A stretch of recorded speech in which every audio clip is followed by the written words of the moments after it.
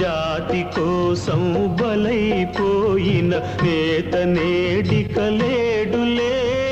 జగతిలో మన కీర్తి పెంచిన విశ్వకవి లేడాయనే. సొంత లాభం కొరకు దేశం గొంతు నులిమే ధీరులు, మంచి చేసిన వారి ముంచే మనుషులెందరో కలరులే.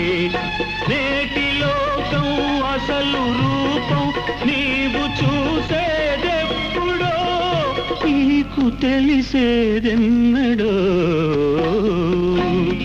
కన్నులైనా తెరవని ఓ చిన్ని పాప స్వాగతం, ఊహలింకా తెలియని నా చిట్టి పాప స్వాగతం.